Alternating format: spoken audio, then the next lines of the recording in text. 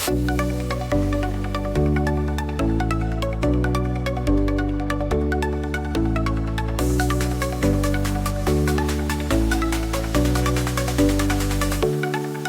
to the very first episode of PaperCast. I am your host, Justin, and joining me today is Emma, a PhD student so deeply immersed in computer science research.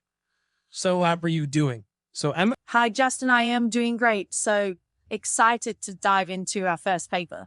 Me too. So today we'll be discussing an intriguing paper titled DeepSeek-V2, a strong, economical, and efficient mixture of experts language model by DeepSeek-AI. Emma, could you start with the main idea of this paper and why it's so interesting?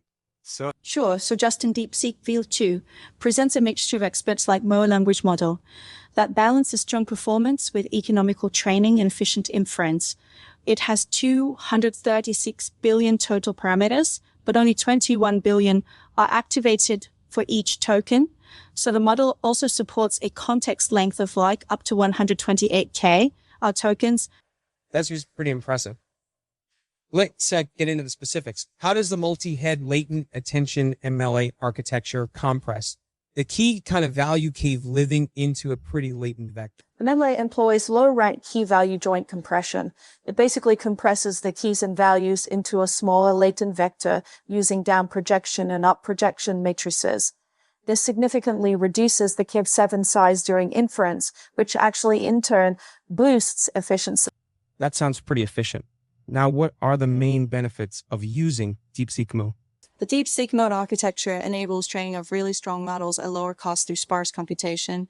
It segments experts into finer granularity and isolates some shared experts to mitigate redundancy.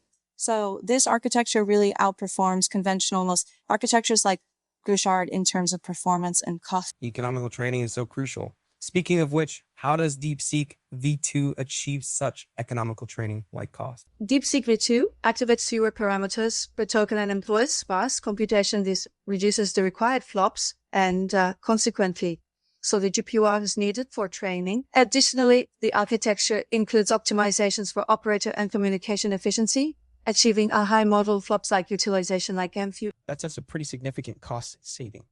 How does the context length impact model performance?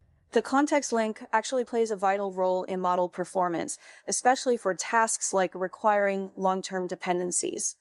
DeepSeek-V2 supports up to 128K tokens and evaluations, so it performs really well across all context lengths up to this limit, maintaining robust performance.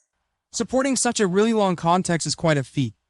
So how does DeepSeek-V2 compare with other open source models?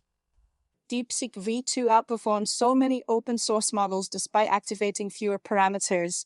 It shows pretty significant improvements over previous versions, like DeepSeek-C7b, and performs comparably or better than models like SAFN1 572b and Dagmar 370b just on various benchmarks.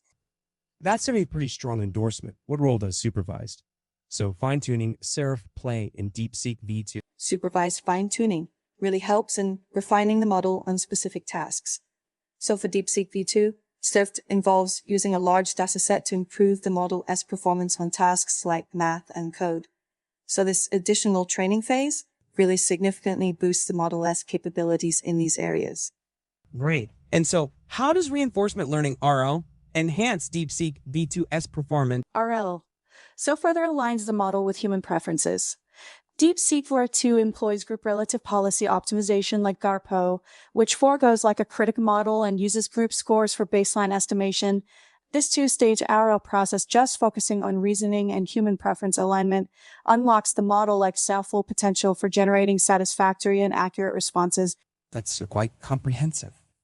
Well, that really wraps up our discussion for today. For our listeners, I really highly encourage you to read the original article and explore more.